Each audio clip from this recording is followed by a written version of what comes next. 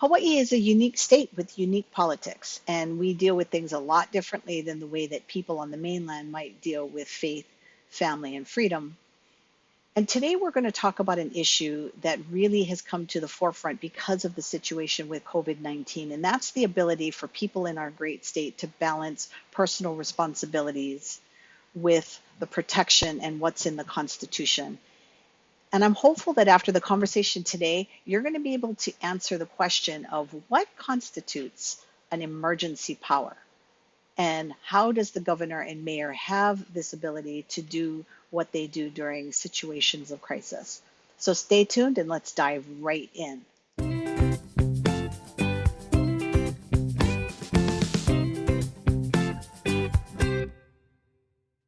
Aloha, friends. I'm Eeva Andrade. I am the president and CEO of Hawaii Family Forum, and we are going to be talking about the news that affect the families in this state of Hawaii.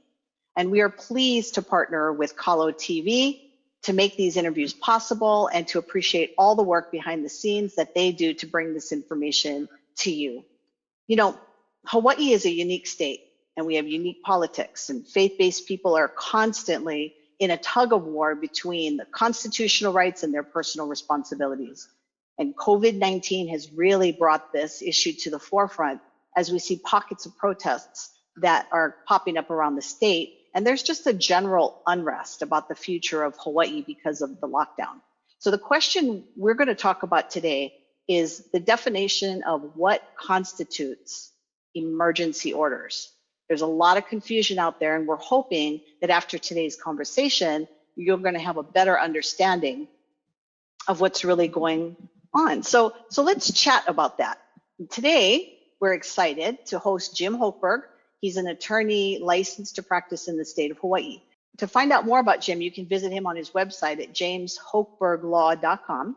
Let's dive right into the issue that we are dealing with today. So let's go back to March 4th, 2020, when Governor Ige issued his first proclamation on COVID-19. Well, let's go back to creation. Okay, let's go back to creation. So when the Creator created man, he created man in his image and likeness, and he gave him free will. That is me, that is you, and that is every single person who's watching this show. So the question that each one of us should start with is, how can the government tell God anything?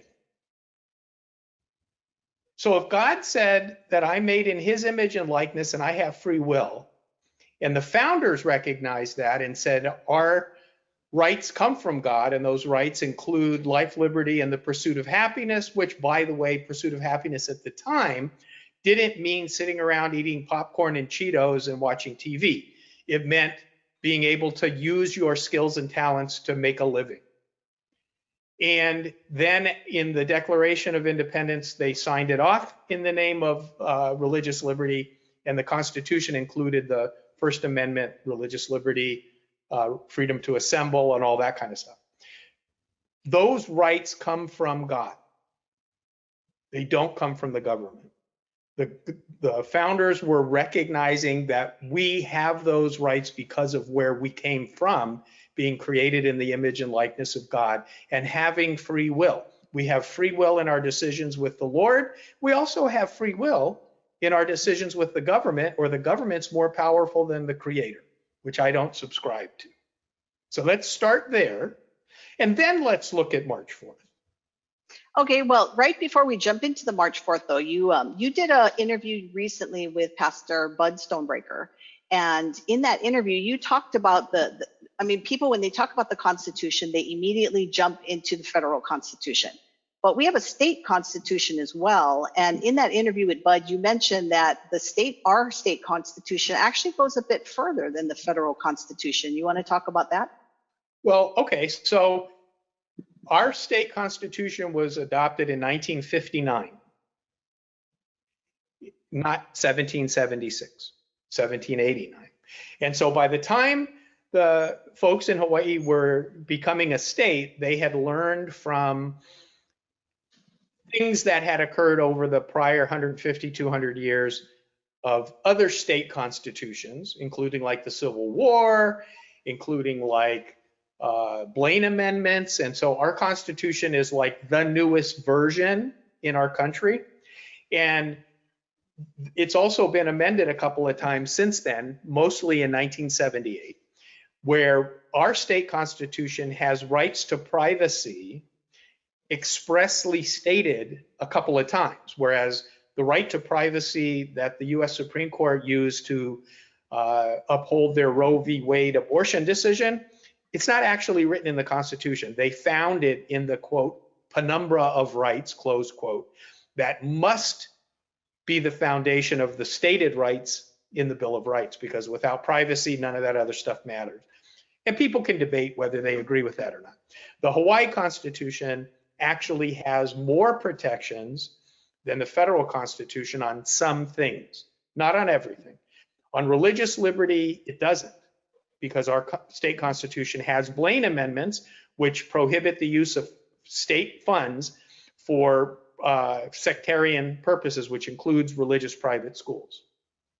So that's actually a good segue, because I know that we have some specific questions that we're going to deal with. But, a lot of times, especially during this COVID-19 crisis, you'll hear people say, but wait, the president just said this. So doesn't that mean that we can now do this? And so you might want to explain why that isn't always the case just because the president says something in the news or in the media.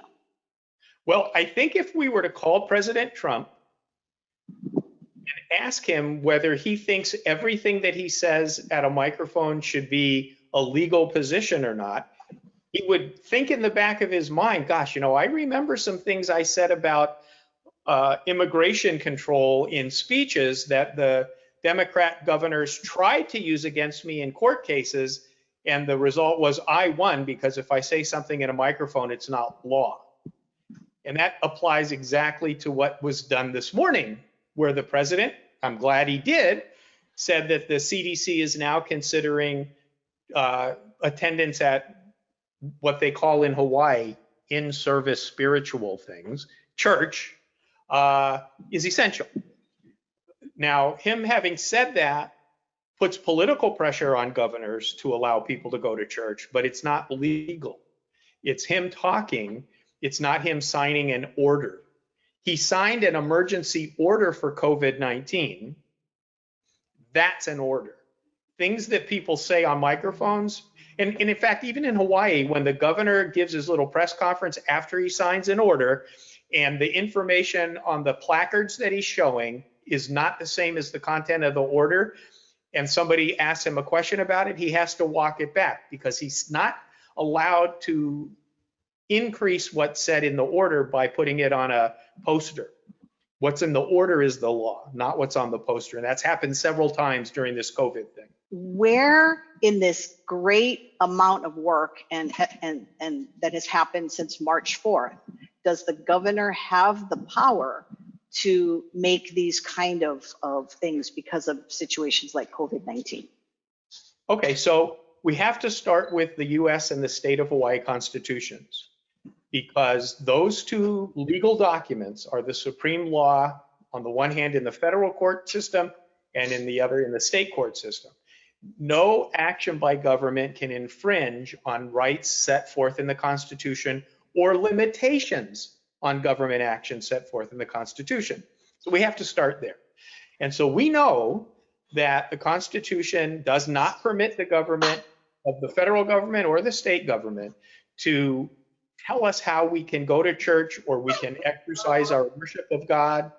It doesn't allow them to broadly regulate our right to gather in assembly, groups of people. It doesn't allow them to restrict our ability to petition the government for redress of grievances, which means tell the government we don't like what they're doing. But those general broad rights that we have do give way to certain circumstances for the general welfare and health of society. So when the governor mistakenly sends a warning to the public that we have incoming ICBM missiles, never happened. It would never happen. when it happened, all of a sudden, our constitutional rights were face to face with an emergency that could have been real. And had it been real, there would have been lockdowns, there would have been all kinds of things, which could survive for the period of time either contained in the statute that authorizes that action, or for the period of time shorter than that maximum time that the government requires the action. We have constitutional rights. Sometimes they bend to the public good. And we have a whole chapter of 32 sections in the state statutes, chapter 127A, that sets out exactly what the rules and requirements are for the state of Hawaii because of an emergency to interfere with our broad constitutional rights. That's one of the things we're going to talk about today. One of the other things we're going to talk about today is what is contained in the orders that the governor has established since COVID-19. And because the sign up behind me is the actual topic everybody should be talking about. Today, what are the facts in Hawaii related to COVID-19 that still meet the requirements of Chapter 127A to allow an emergency to persist? Because when the emergency is persisting, the government can exercise these emergency orders to interfere with our general constitutional rights. So that's what everybody should be talking about, instead of whether churches can have 10 or 30 people, because if there's no emergency and there's no legal power, churches can do whatever they want. Right. So basically, the simplest way to say this is that there were a certain set of facts on March 4th at the time the original order was given by the governor. And we have now fast forward to May 22nd. There's a different set of facts that we're dealing with today. Well, I think the facts were the same. I think on March 4th, they assumed incorrectly things that didn't turn out to be facts. They were assumptions. That's the difference. The facts, right. The virus has always been it. Right. Whatever right. it is, it's the same. It's maybe mutating a little here and there, but they were assuming it was going to be a completely different story. And that's my concern. Right. They can't keep assumptions going to keep interfering in our constitutional rights when we all know the assumptions are wrong. Right. So how long does the governor have this power to keep extending his orders? Okay, so the statute is very clear, 60 days. We're way past that. We're way past that now, right? Okay, and nobody's challenged it. So they're going to keep doing what they do until they're challenged, I guess. And it's very interesting.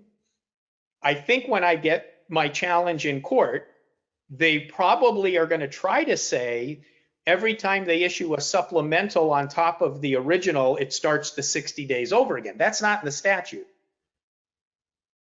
But even if that was true, if a court was to say, okay, we'll buy that, at some point in time, there wasn't an emergency anymore, so it doesn't really matter.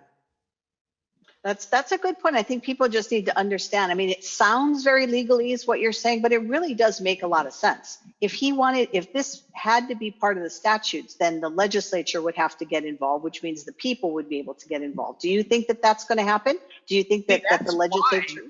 That's why when the legislature wrote Chapter 127A, giving the governor sole discretion to declare an emergency, they included the factors that he had to rely on. And if he found those factors to exist, he alone, without consulting them, has this huge emergency power. But they said only for 60 days, protecting their own prerogative. But that doesn't give the governor the right to trample on our constitutional rights, does it? Yes, but no. But the thing that interests me is once those 60 days ended, where were all the Republican members of the legislature demanding intervention?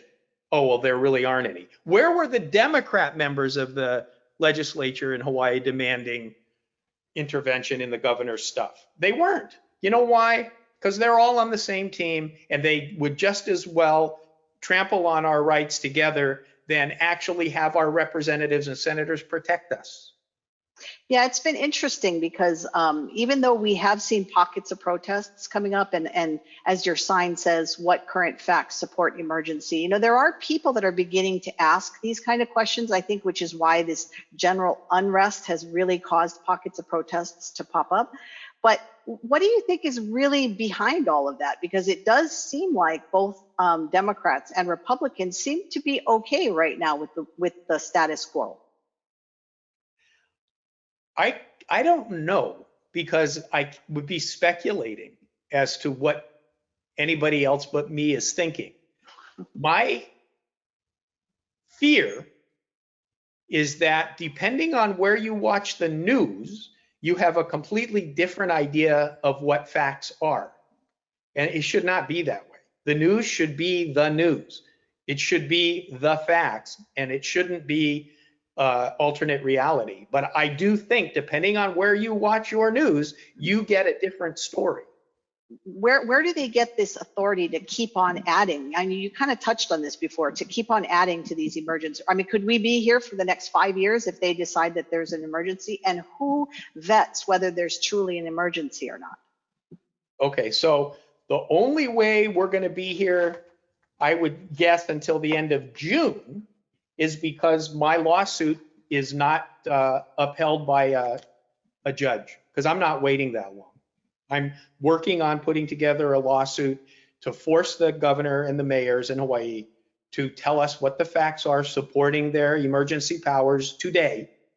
And if they don't meet the statute requirements, which I want to share, the court should cancel the emergency until the facts change.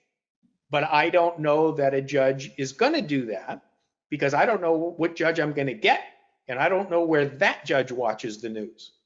Well, and just so our people that are watching this, they understand that this isn't just a Hawaii issue. These lawsuits are happening across the nation. There's a lot of states that are feeling the exact same way you do. So it's not like Jim Hochberg alone in Hawaii is feeling this way. This is a national issue.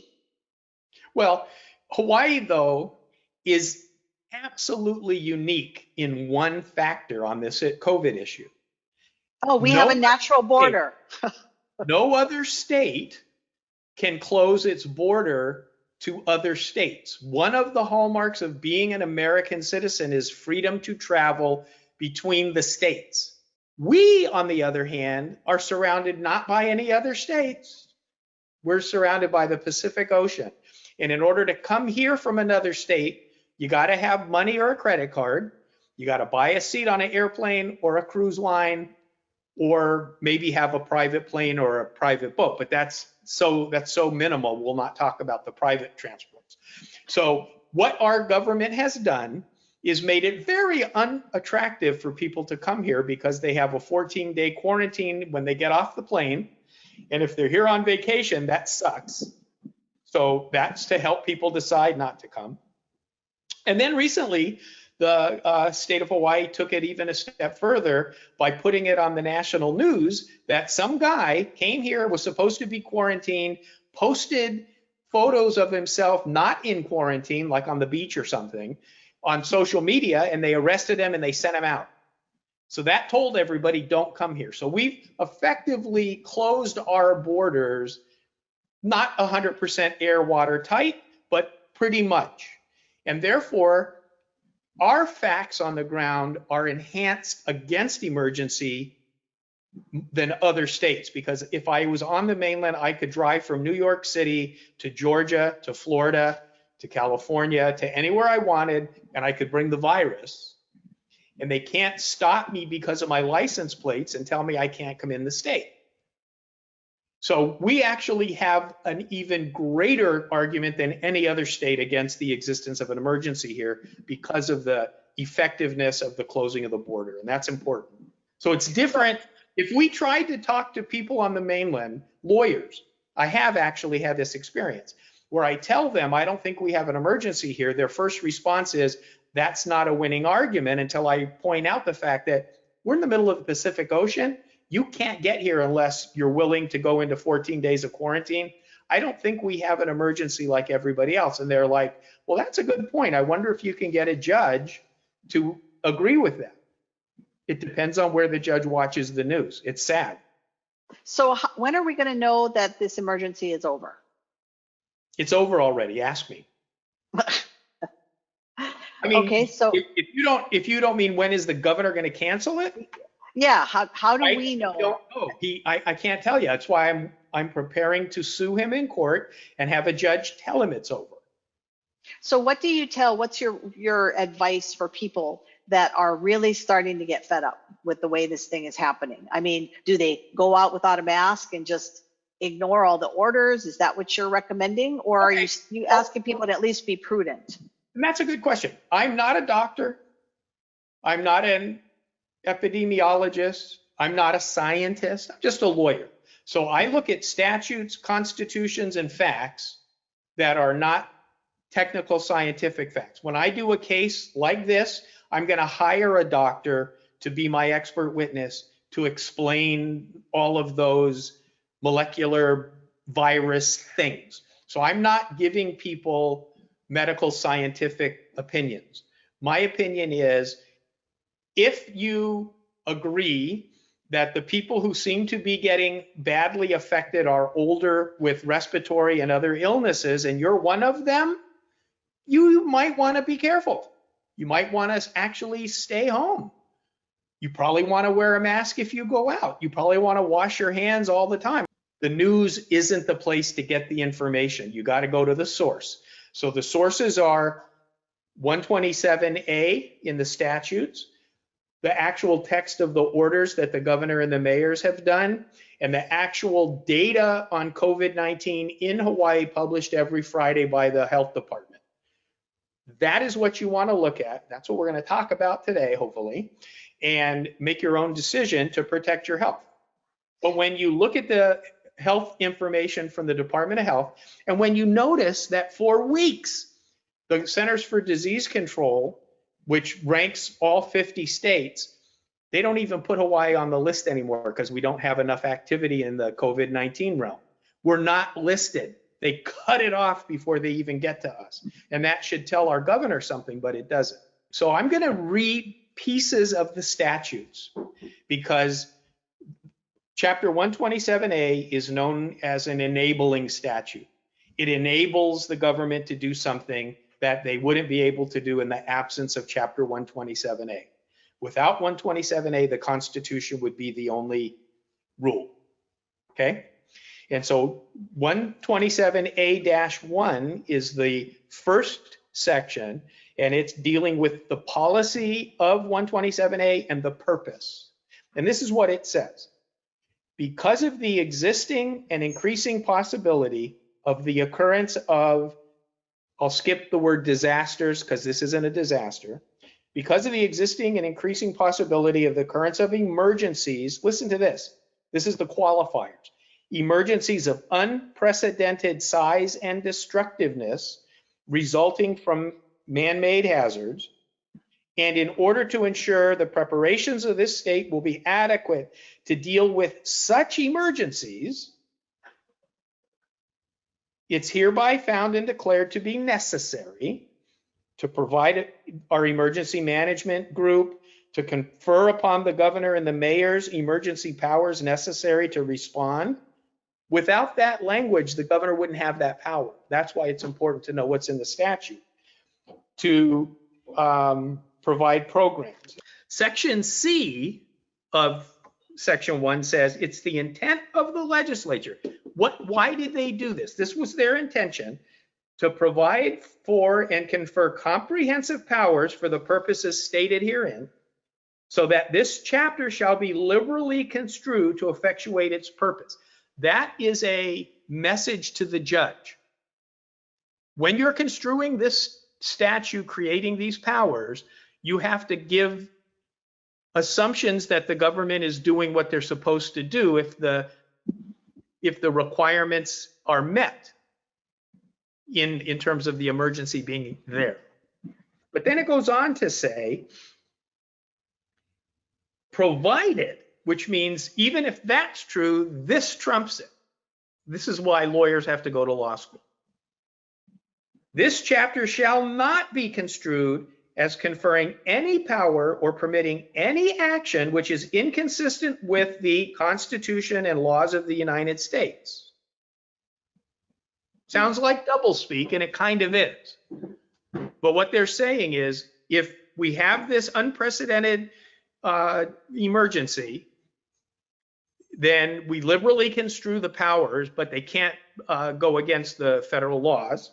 But it goes on, it says, but so in construing this chapter, and this is where the governor gets hung up, due consideration shall be given to the circumstances as they exist from time to time. In other words, what are the facts today?